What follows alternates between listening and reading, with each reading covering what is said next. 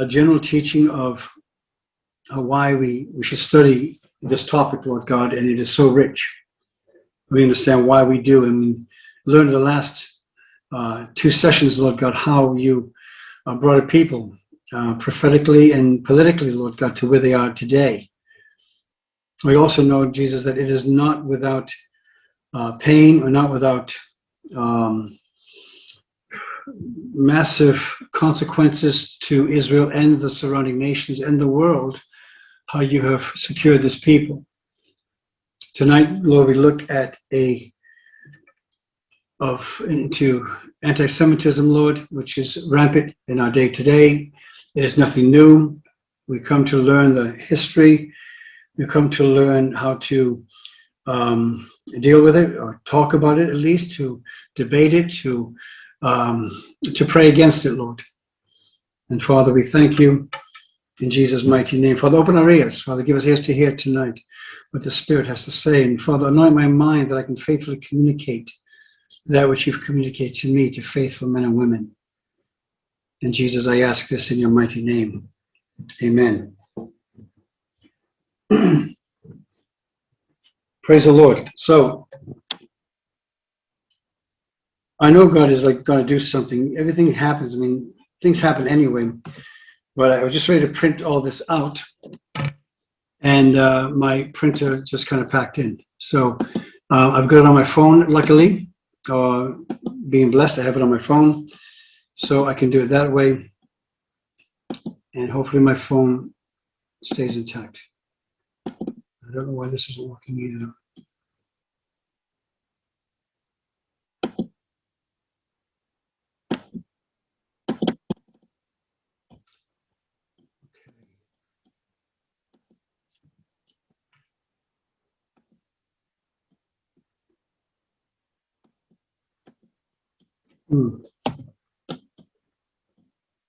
Okay, these slides are not working, unfortunately.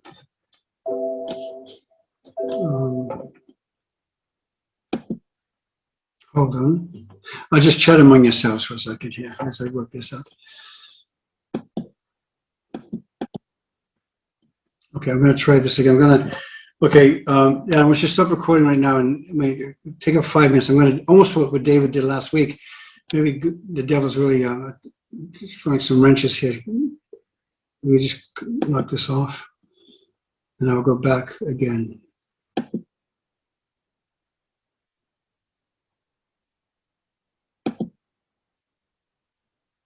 Okay.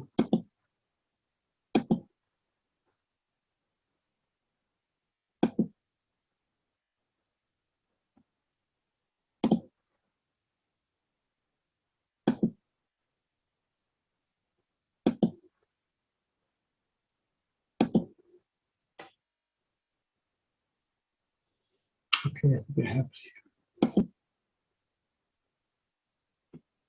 Now, can you see that? Is that on the screen or not? Okay. Let me see this now.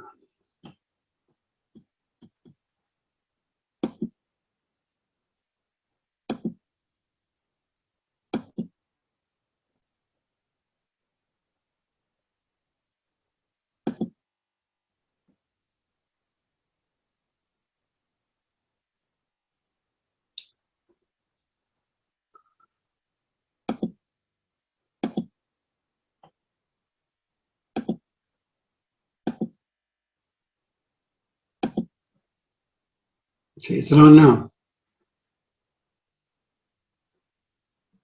Yeah, it is. You just now hit the slideshow. Yeah, okay. Here we go. Praise the Lord. There we go. Yep. Praise the Lord. To start this, just a word from Deuteronomy. It's not on my slides here, but I just want to read this. It's from Deuteronomy 32:10, which simply says, "He found him in a desert land, in a howling waste in the wilderness." And this is talking about the nation of Israel. Let me go to verse 9. "For the Lord's portion is his people,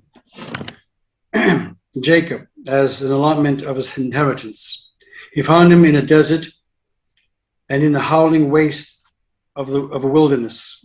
He encircled him and cared for him and guarded him as the pupil of his eye, or the apple of his eye, as the expression has come to be known. And through history, I believe God has seen Israel as the apple of his eye. Also, we can use that as our Christian witness as well. Those who believe in him, the believers in Jesus, were those who are called his people.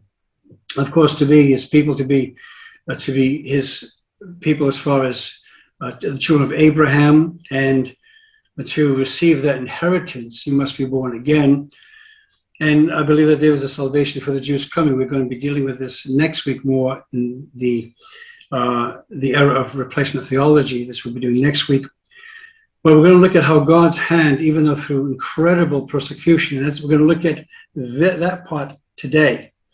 The persecution that this people has suffered from its beginning. I'm not going to go there too much with its ancient beginnings, as it were, the Old Testament, but more in the what's called the Christian era, I guess the AD or the BE, we call it now.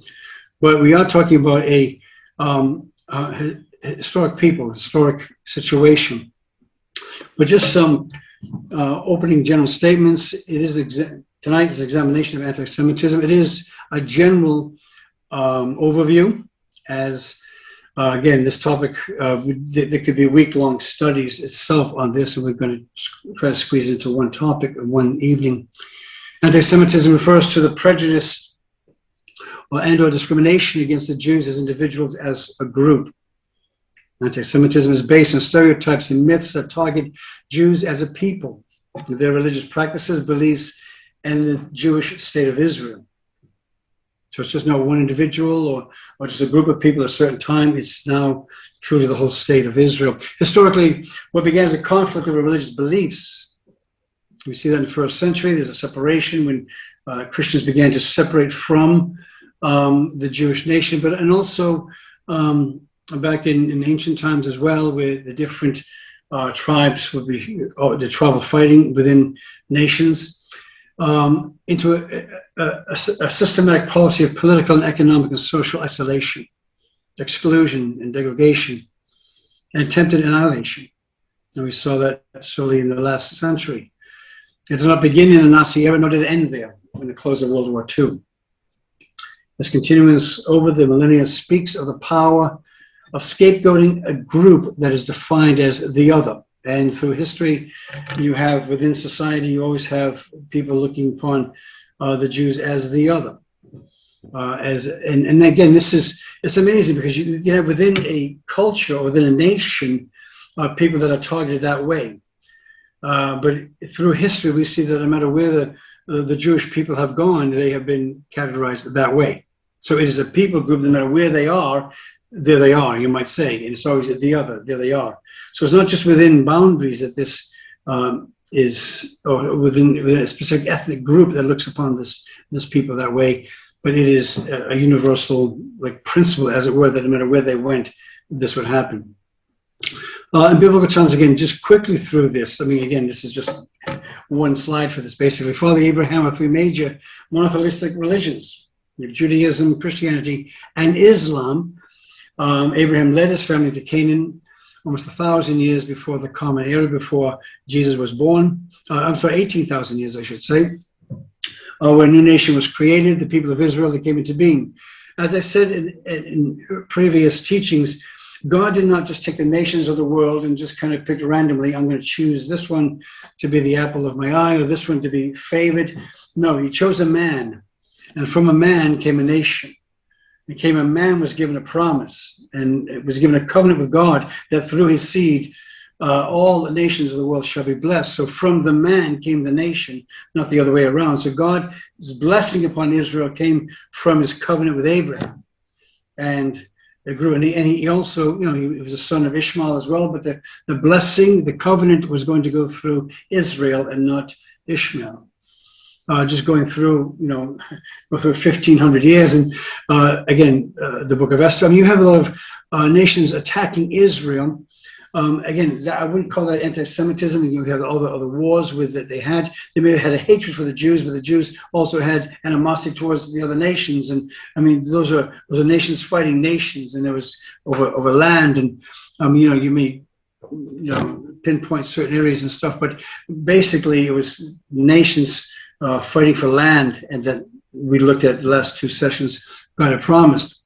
But certainly in the book of Esther, we have the Jews who were specifically singled out. This was not for land conquest. This was not because of any other reason except they were Jewish. And Haman convinced the king through this edict that all the Jews would be slaughtered and killed. This is a clear example of anti-Semitism that's found in the Old Testament, in the book of Esther. And of course, Esther, being Jewish herself, interceded.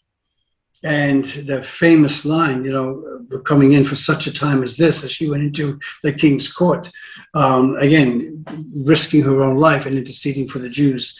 Again, this is it's a wonderful picture of perhaps the church today going in and getting touched by the golden scepter of having accepted, going into the chambers of Christ and interceding for a people.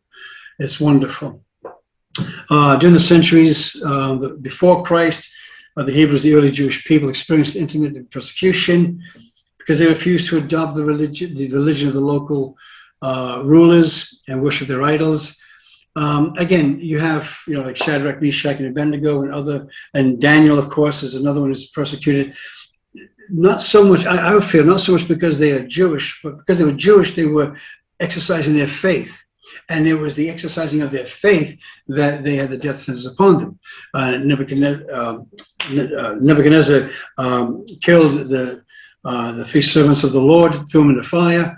But if they were serving any other god except Nebuchadnezzar, he would have thrown them in the fire as well. But they were strong. So I wouldn't call that so much anti-Semitism, but those who were strong in their faith. The Jews are a wonderfully peculiar people, and going even back to that time of Abraham, even to today, again, I challenge us to think of a people group that's not only a religious following, religiously, but also the civic laws and everything, especially dealing with the Orthodox, that still hold on to a teaching that no matter where they go, they practice these laws. I mean, it is an amazing thing. And also we saw in the last teachings too, how they were scattered.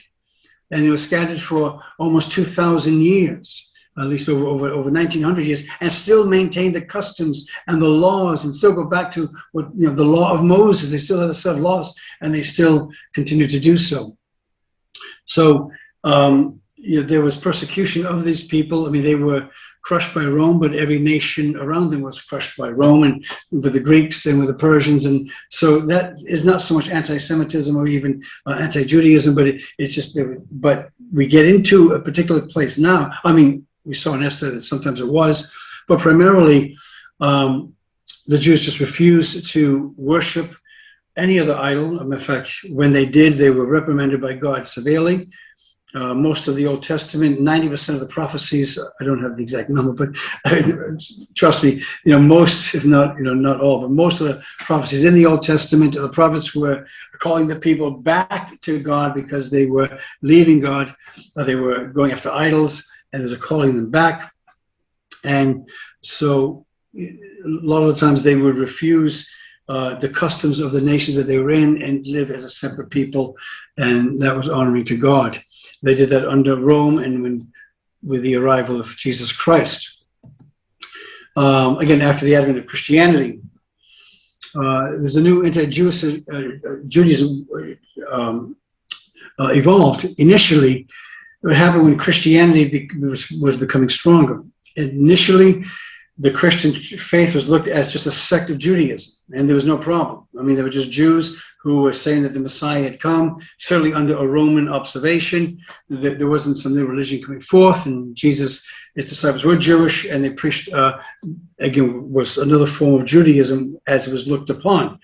Again, they still went into the temple.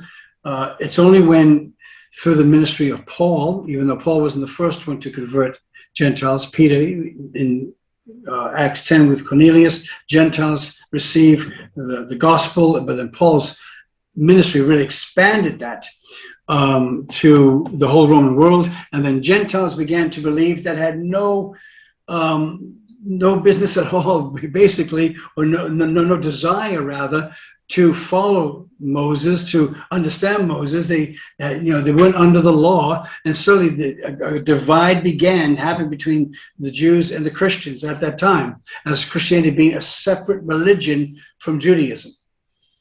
And so the first 70 years, after 70 years, the Romans destroyed the Jewish state. They sacked Jerusalem. Again, Judaism wasn't a state; they were under Rome at the time, but the Jerusalem was still identified as their capital, and they were living under the Roman law at the time. And most Jews were scattered throughout the ancient world, and that was in 135. The first sacking was in 70 AD, and then about 60 years later, they were expelled and they were scattered. So during the first few hundred years after the crucifixion by Jesus by the Romans, adherents to both Judaism and Christianity coexisted, sometimes peacefully, sometimes not, but they sought to practice their faith in the same land. They had the common bond of, the God of Abraham, Isaac, and Jacob had sent the Messiah. Christians believe that. Paul talked extensively with this in Ephesians chapter 2, that he sought the forming of the new man, Jew and Gentile coming together. This was God's plan from the very beginning. And it wasn't a new religion in that sense. It is a fulfillment of the prophecy that from Abraham, that God's seed would come through Abraham and bless the nations, and that's what it was. The Jews rejected that, of course, and therefore they stuck with the law of Moses, rejected Christ, and thus the separation began. And with the conversion of the Roman emperors, Christianity became the sole established religion in the Roman Empire. And the early church fathers sought to establish Christianity as the successor of Judaism. The refusal of the Jews to accept Jesus as Messiah was viewed as a threat to the Roman rulers and to Christianity. So they would have favor. The Rome did not accept Judaism or the Jews, but they accepted the fact that they were there, and through sometimes a heavy boot, there was peace within that sector. Christianity, because Rome had nothing to do with Christianity either for the first 300 years. But once the emperor began, all the emperors then became Christian, in inverted commas. Rome then became a Christian empire, again in inverted commas, but that was the accepted religion. And so the state, from Christianity's point of view, went from the enemy to the ally, and the Jews were excluded from that. And we see, since both religions came from the Old Testament, Christians sought to establish the validity of the new religion by claiming that it superseded Judaism. And that's when you begin having a break. And the early teachings of the church fathers, which unfortunately I don't have on the slide right now, but some of them become very, surely in the light of it now, seeming very anti-Semitic. Jews were the Christ killers, even more so than Rome. And of course we know it was a Roman cross and there's Jewish law. Both put Jesus on the cross, but it was God's plan to do that from the beginning. So neither one culpable as far as that goes. For the motive of it, God so sent his son to die to that. But it was a charge of blasphemy, it was a Jewish law, and it was a Roman cross that did it. But it was at this time when the early church began to see the Jew as someone who was the Christ killer. They were excluded from main tenets of society, and many of the church fathers were even speaking against them. During the Middle Ages, let me just put these up here now. In the next few centuries, a new pattern of institutionalized discrimination against the Jews occurred. This is amazing. This is something that you can almost read right out of the Nazi doctrines of the 1930s. So when you see what happened in the Holocaust, this was nothing new. I mean, the extent of it was, and the scope of it was, but this has happened before. And the Jews were forbidden to marry Christians in 400 AD or CE. They were prohibited from holding positions in government halfway through the 5th century.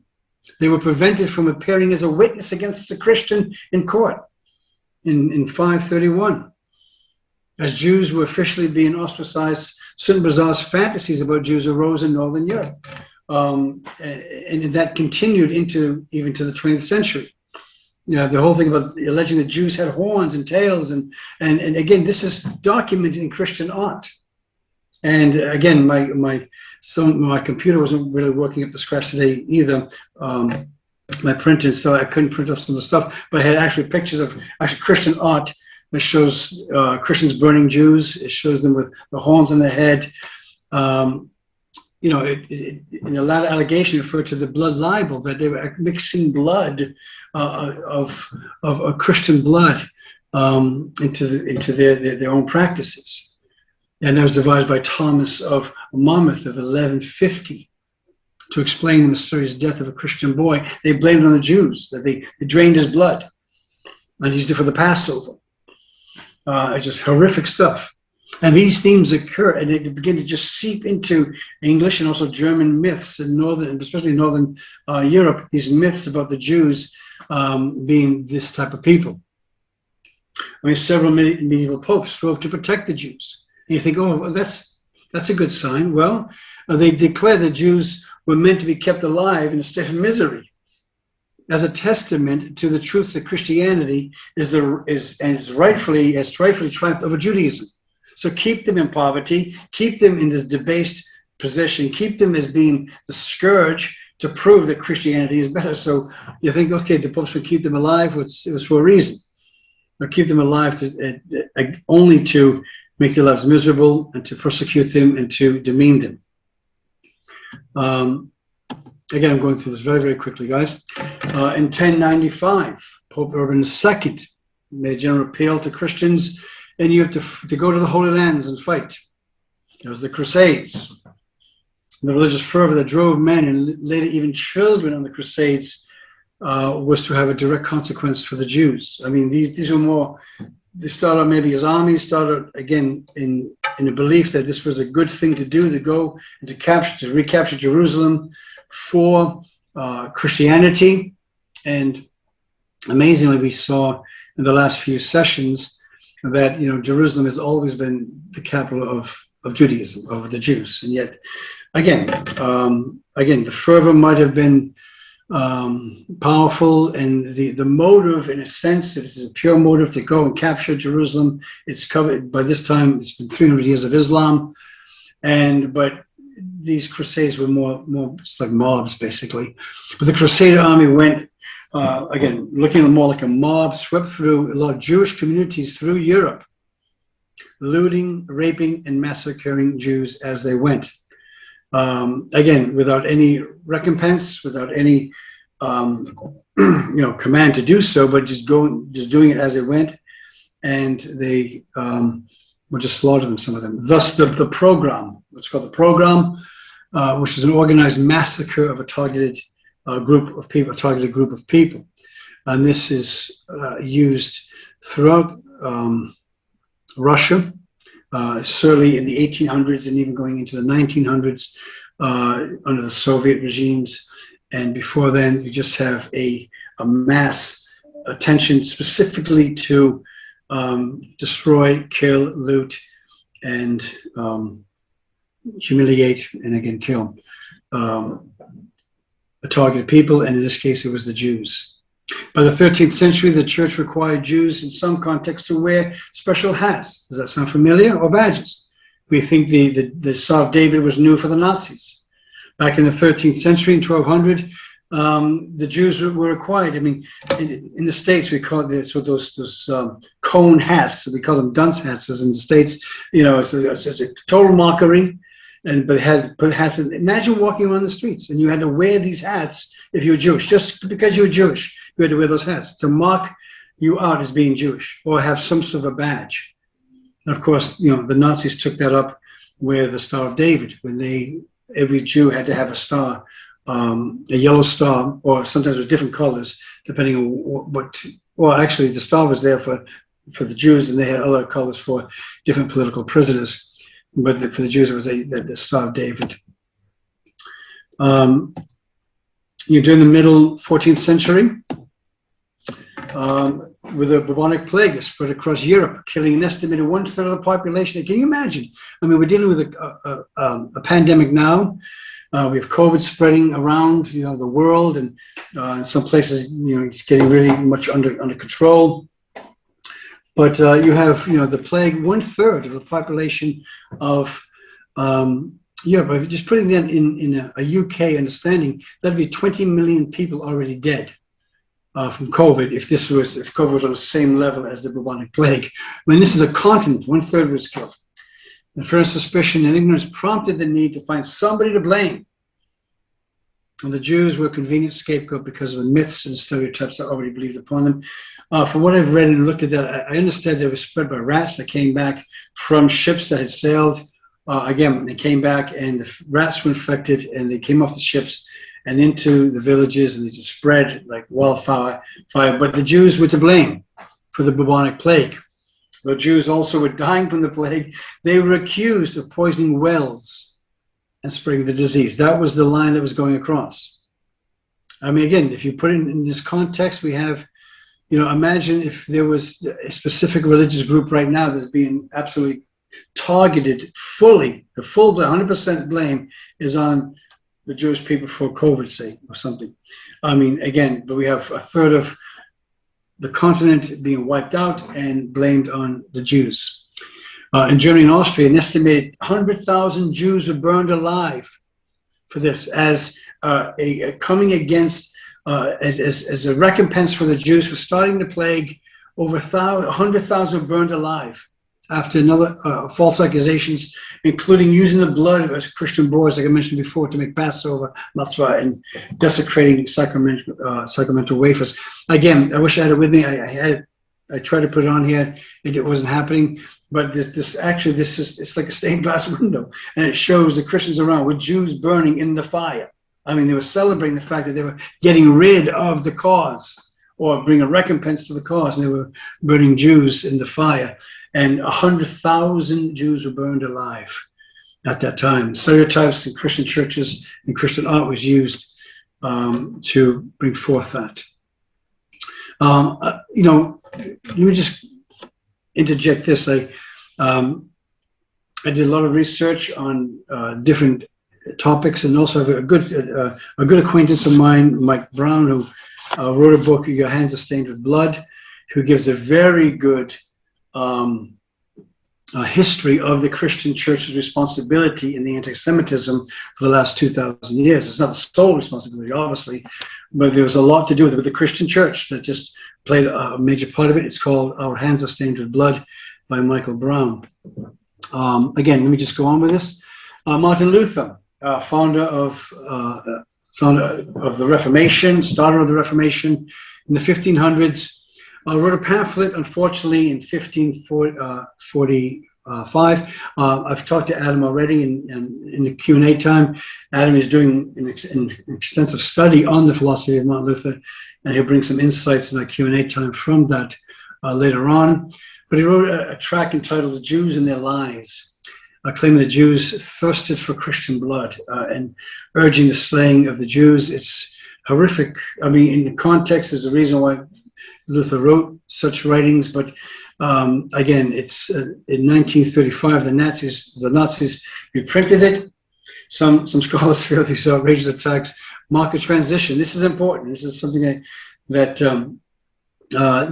go from anti-Judaism, which are attacks motivated because of the Jews' refusal to accept Christianity, to anti-Semitism, a real hatred of Jews as a so-called race that would contaminate and impure the purity of another race. So this, you can be anti-Zionist and maybe even with anti-Judaism is not good. I'm not saying one's better than the other, but the motive is different.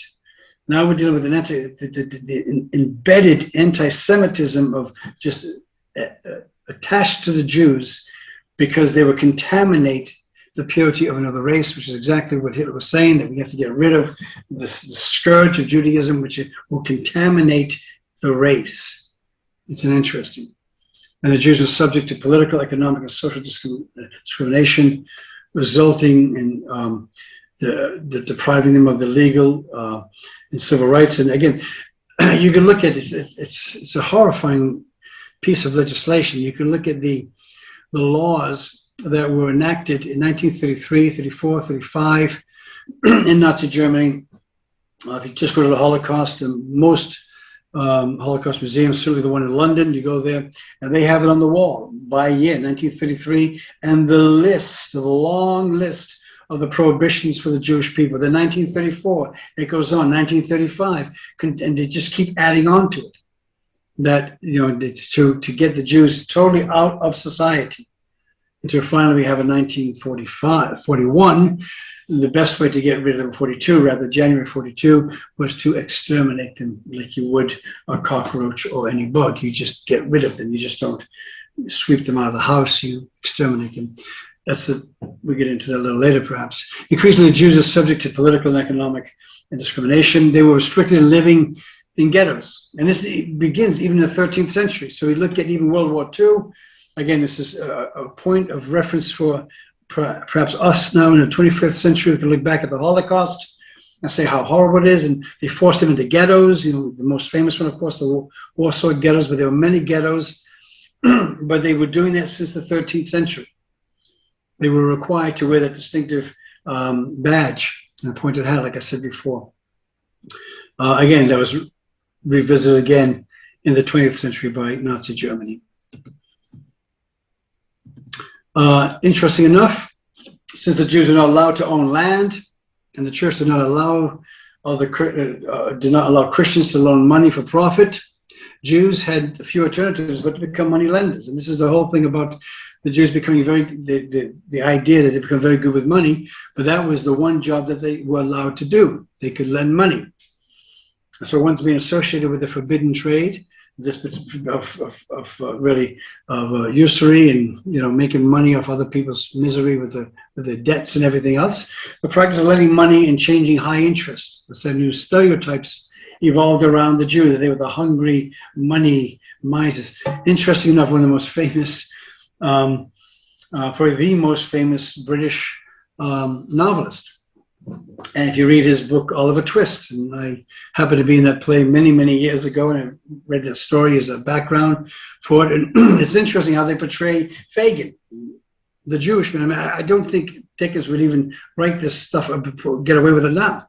In the novel, he's called the Jew, the miser, and he's described as a man with a with huge crooked nose, and I mean all the stereotypes that we see that people have used to humiliate the Jews and to mock them. That's how Fagin is described in Oliver Twist, but he's called the miser. I've got to pick a pocket or two, and it makes my day. And we can look at that in the context of Oliver. I mean, whatever, but that's how the Jews were looked upon from the Middle Ages even up to today. As money lenders, they were frequently used by rulers who used the political, their capital rather, to build cathedrals and armies. I mean, the governments would borrow off these Jewish people, the Jews in that sense. As long as the Jews benefited the ruler, either by finance, which they did, or by serving as scapegoats, they were tolerated. And if they weren't, they were expelled. So when suited the ruler, they could be expelled like that from England in 1290, in France in 1394, and in Spain in 1492, they just expelled them. They no longer served the purpose. Then the Enlightenment came, and an increased emphasis on reason and tolerance, individual liberty, as well as the separation of church of state. Okay, now, the Jews are always identified as a religious people. But now we have the separation of church and state, separation of religion from secular things, that the great divide.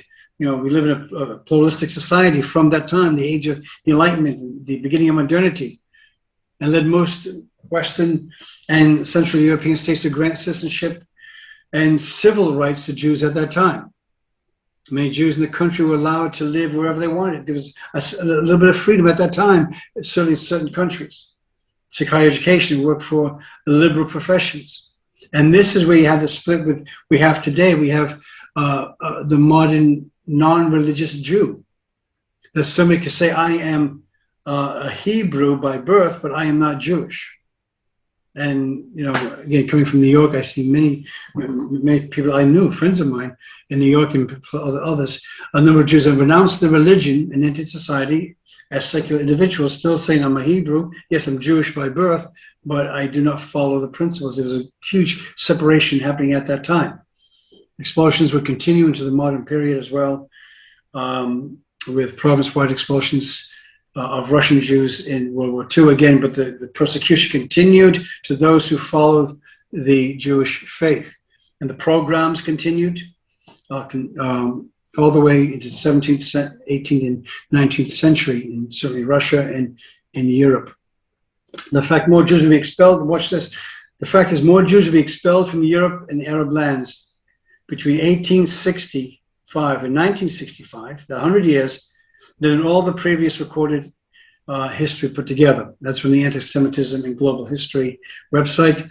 Interesting fact, in the 100 years, so at the late 19th century, so even though they're becoming more integrated into society as like secular Jews, as they see themselves, still the discrimination and the expelling of the Jews from the lands continued in even more of a rapid succession. Of course, in the mid 1900s, you have the end of World War II, and many of the European Jews fled. As we saw last week of the last two sessions, many of them going back into Israel, going to Israel, and but the expelling of the Jews in Europe and in Arab lands was still quite high.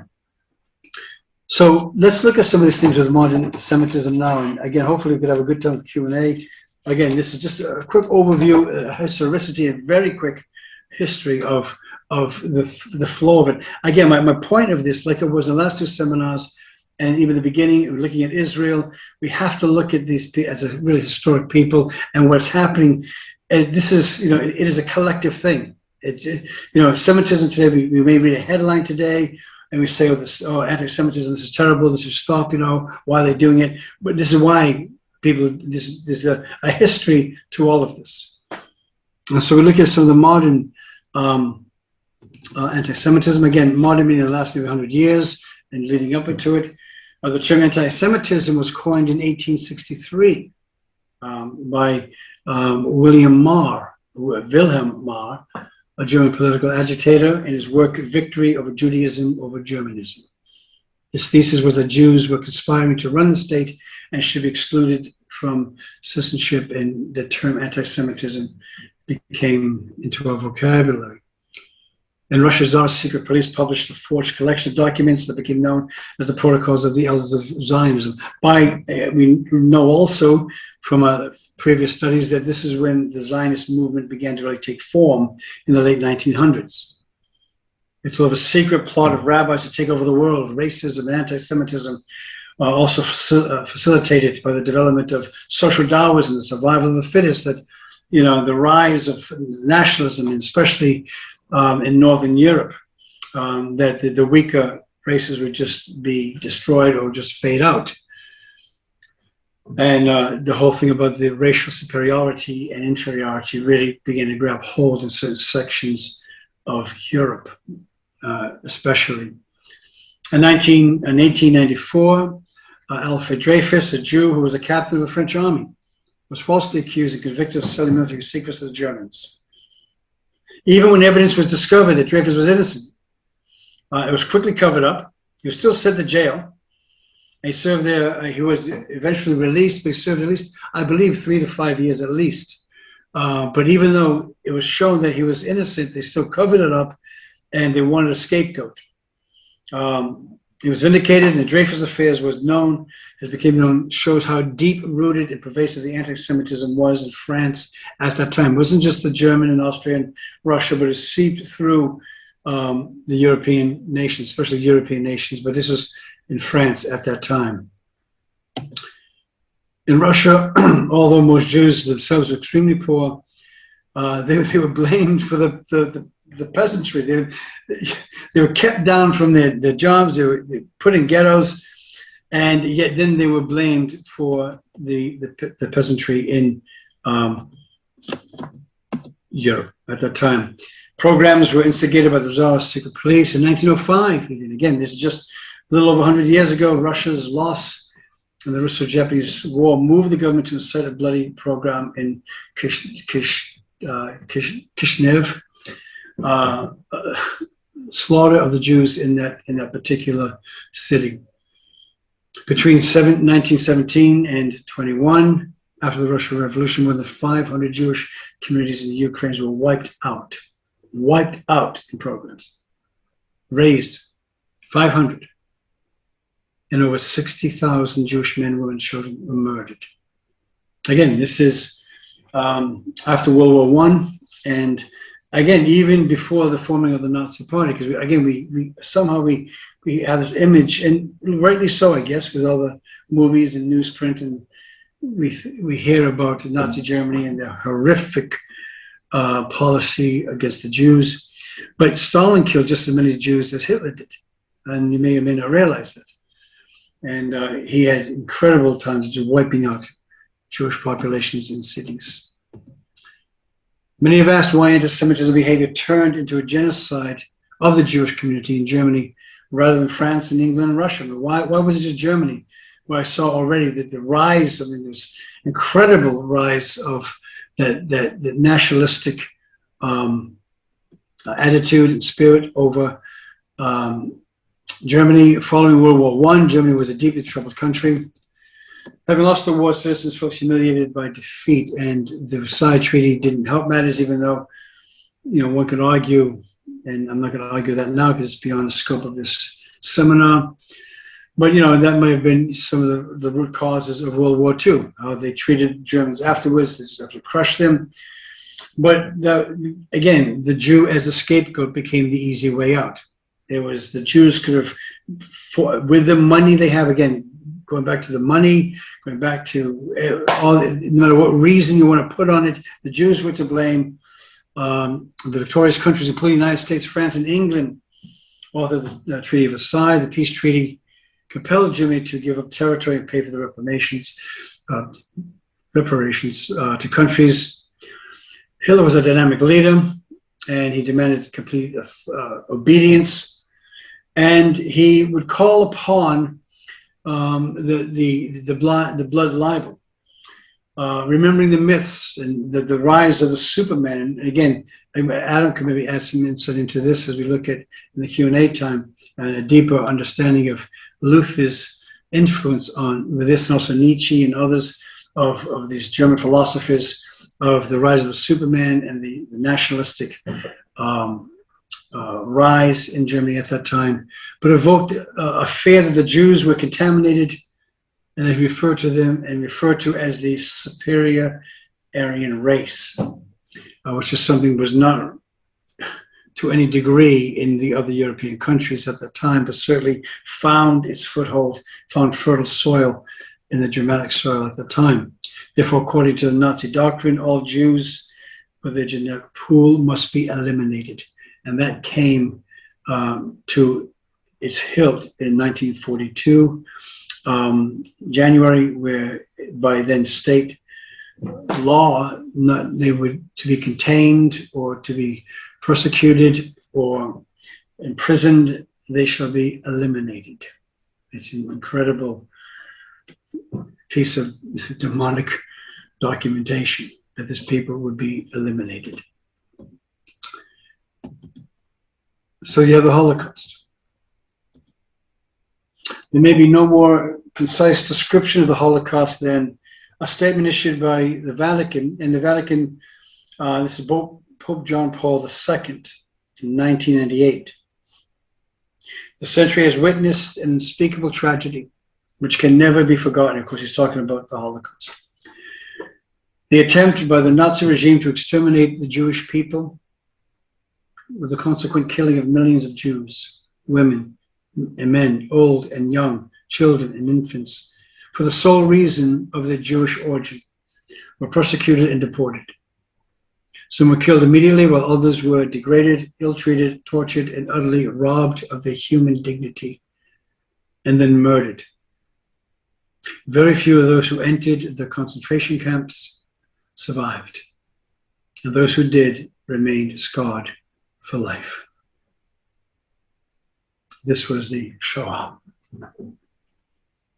Again, that was quoted by Pope John Paul II. The Catholic Church and the Church itself, though fought against Nazism, in some aspects they went along with it and even embraced it.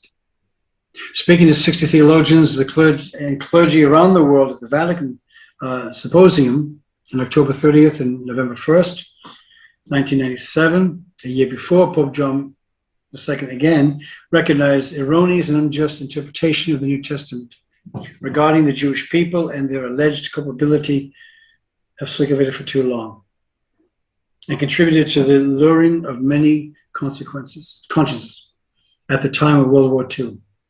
So that while they were Christians who did everything to save those who were persecuted, even to the point of risking their own lives, the spiritual resistance of many was not what humanity expected of Christ's disciples.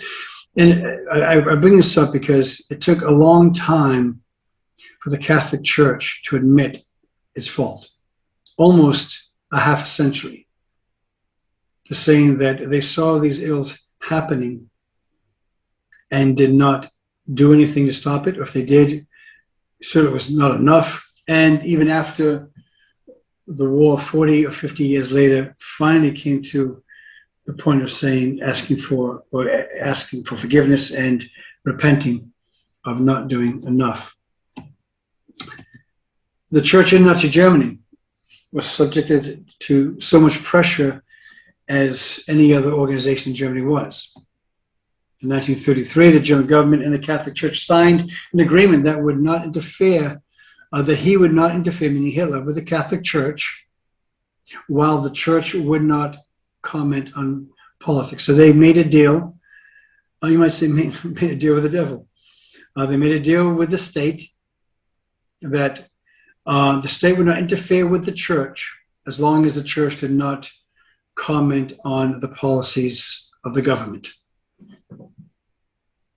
It's a cocktail for danger when you're dealing with people like the Nazis. In 1937, Hitler started arresting priests. In the same year, Pope Pius XI gave his Mitbennende surge with burning anxiety response over what was going on in Germany. But that time was too little too late.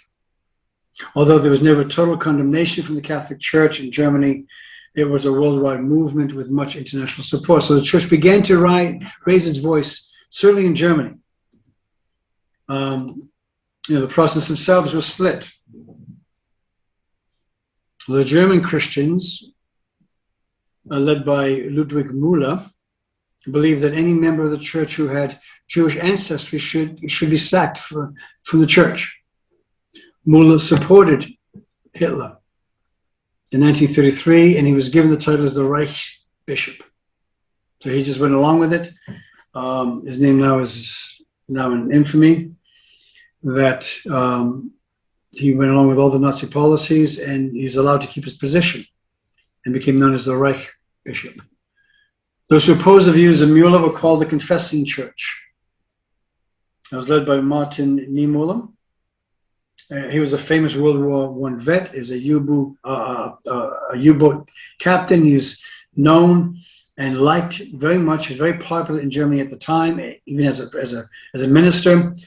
And he started, and he was the head of the Confessing Church. Bonhoeffer was another famous supporting of the Confessing Church. So not all Christians followed what the German Christians or the state church were doing. They came against it. They went underground. Bonhoeffer, of course, lost his life over that. Niemöller was sent to a concentration camp for 7 years, where he was kept in solitary confinement for 7 years. Bonhoeffer was executed by the Nazis for his contribution to the assassination attempt on Hitler, and he died less than a month before the war ended. I think almost in 2 weeks. I think he died. He was executed by hanging, either maybe the second, third, perhaps maybe even the fourth week of April. And of course, the war ended the first week of May. So almost at the very end, Bonhoeffer was executed. by the Nazis. Again, very, very quickly, contemporary anti-Semitism. After the Holocaust, after the world witnessed the horrors of Auschwitz, anti-Semitism became far less accepted. Of course, it became, totally exposed. And I mean, the Holocaust was the I wouldn't say the full bloom, because I would say, who knows what the Antichrist will be doing on the rise of him in future times against the Jews. But certainly in our modern understanding, that is the epitome of what happens when you have this anti-Semitism go unchecked and just released into the world. Seeing what anti-Semitism could lead, made peoples and nations ashamed and openly expressing anti-Semitism. Now it is common to talk about anti-Semitism. It's still prevalent, but it's, now we can talk about it, we can discuss it, we can even have seminars like this analyzing it in some aspects. In the case of the Catholic Church, it would eventually lead to a real change. When in the 1960s, the Church removed the historic and dangerous charge against the Jewish people as being responsible for the death of Jesus. I mean, that didn't help matters. But up until the 1960s, they still had that the Jews were to blame for the death of Christ. And they did a lot of soul searching themselves, the Catholic Church, and leading up to the Pope's statements in the 1990s. Anti-Semitism did not completely disappear, of course, but the events of World War II significantly inhabited its expression. As the decades passed and memories fade and criticism of the Jewish state of Israel mounted, many of these inhibitions weakened. Again, today we have, a new set of anti-Semitism. We have Holocaust deniers. They just deny it even happened. They have some, again, we'll look at next week in more detail, the whole horrors, the whole slandering, I believe, of God's hand upon the Jewish people with replacement theology. And as the decades passed, the memories faded, like I said, criticism of the Jewish state mounts. Right now, and, there was a difference of criticizing Israel on secular terms, if, with military or taxation or within, as that you would any other country. But there's also we are now aware, even much more so, of attacking of the Jews because they are Jews, and it's all a different thing. In recent years, there's been concerning an upsurge of anti-Semitism around the world scene. Some is directly connected with Israel. Some of the things I've mentioned here, in the next slide here, excessive criticism of Israel leads to some people to feel more comfortable attacking Jews and their institutions around the world. For example, the recent war in Gaza, where 200, and this is basically, I'm sorry, that should be the most recent one. This is the one before the more recent one. There was 220 anti-Semitic incidences in the UK alone, right afterwards. And even, I'm sure there were, I don't have the number, maybe David would help me with that, maybe he may have that, of just last month, of the rise of anti-Semitism, which always happens when when Israel goes in protecting its land, its nation. As you know, over 4,000 rockets were fired into Israel. When they respond, suddenly the world press jumps on that, and we see the rise of anti-Semitic incidences happening around in the UK. And the last one was immediately was 220 anti-Semitic incidences, 113 in France. Others expressing anti-Semitism in more traditional ways. For example, polls have shown a large number of Europeans believe that the Jewish citizens are not loyal to the countries in which they live. That's another stat that comes forth. They have a disproportionate amount of political and economic power. The same thing about the holding on to the money. We see that quite a bit. There's politicians in America who just blurt out anti-Semitic rhetoric all the time against the nation of Israel. Some of it is just that one way it comes across is boycotting Israel products, is one way they do it. Another is looking at those who are attacking Israel, the Arab nations and the Arab people that are vehemently opposed to Israel existing, the military groups, Hamas, Hezbollah, the fractions in the Palestinian leadership supporting them in an unbalanced way against Israel on a highly political platform like the US Senate or the US Congress, and coming against Israel in a way unbalanced, unhealthy, and even anti-Semitic support for the enemies of Israel. The Jewish people do have allies in the States and around the world. However, we have to remember the lessons of history. There are, they do have friends around the world, but their enemies, I say, are even greater.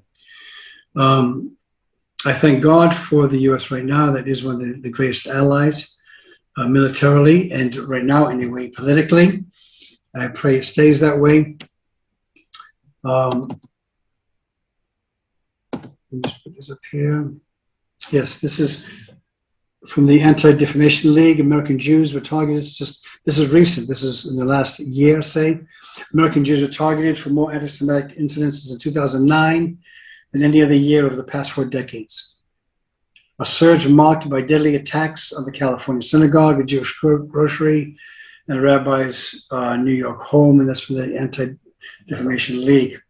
According to CBS, the Jewish Civil Rights Group counted over 2,000 anti-Semitic incidences in 2019, finding 61 physical assaults, over 1,000 instances of harassment, and over 900 acts of vandalism. That's watch this, that's the highest annual tally since New York-based group began tracking anti-Semitic instances over the last 40 years. It also marked a 12% increase over the over 1,800 incidents that counted in 2018. The Community Security Trust report states that anti-Semitic incidences declined 13%. Watch this, 13% from 911 during January and June 2019 to 789 over the same year. But watch this. But that 279 recorded incidences was the 3rd highest number that CST ever recorded. So even though it was down 13% than it was the previous year, but the previous year was the highest it was the 3rd highest ever recorded. So we may say, oh, it's down 13%, but no, preceding that was touching the ceiling. So to say that these incidences have decreased or they're minimized, no, they're actually increasing. The nature of attacks now on synagogues, interesting how they were burning synagogues in the latest Israeli-Gaza conflict. And then synagogues are attacked repeatedly in Europe and also in the States. Physical violence, media lies, boycotting Israeli products, falsely and humiliating characterizations in the media, in press and art. And from a Christian point of view, again, we're going to deal with some of that next week or the next seminar, and denying the legitimacy of the promises of the Jewish people that's found in Scripture. And even politically, denying their right to exist. That's an age-old thing, and age-old meaning the last 50 years, or 60 years with the foundation of the Israeli state, 70 years, I should say, and the surrounding nations in covenant to annihilate that particular country. I've really gone, friends. I've got to stop. Again, this is something to squeeze in, and David found this last week. I was trying to squeeze in so much of a history of at least 2,000 years of a people into 45 to 60 minutes. But where do we go from here, friends? In looking at this, I do pray that this has stirred you, sort of burden in your heart. So that anti-Semitism has not abated, did not end with the Holocaust. It's still very much alive today. So we must examine our own heart with this. I believe the Catholic Church did a good thing. Again, one would say it was 50 years too late, or even then, but I won't judge that. But I do think that they publicly came out and said we were wrong in these particular areas. To take the initiative to recognize more perfectly the nature of anti-Semitism, to do more study. Hopefully this is a springboard into a deeper study into this. To acquire a listening ear and understanding heart toward the Jewish people as well. Again, we may be holding on to some stereotypes. So if you're listening to this on YouTube later on, I mean, you may be hearing this for the first time about all these things about anti-Semitism. to acquire that listening ear and an understanding heart towards the Jewish people. That's just a small action list for the church. We had just to pray together, work together, and learn together with the topic of anti-Semitism, and talk about it openly. Talk about it, you know, to look maybe your own church, maybe the neighborhood you live in. I have a very good friend of mine who she has a ministry among the street women, and she works a lot with the women in prostitution. And she has a slogan, especially directed towards men, because again, men who abuse women and actually pay for the sex for these women and stuff, you know, they're just as comfortable as a woman on the street, perhaps even more so. But the movement is the term, I like it, is be the first man standing. In other words, when you hear all the degrading and talk about women and talk about that trade and stuff, stand up, be the first man standing. And I would use that same thing right now with when dealing with the Jewish people. That when you hear the Jewish jokes, when you hear the falsities, you hear all the lies, you hear just the stereotypical barrage of just anti-Israel and anti-Semitic garbage coming forth and verbiage. Be the first man standing, be the first woman standing, and say, no, that's wrong. Scripturally and prophetically and historically, this is wrong.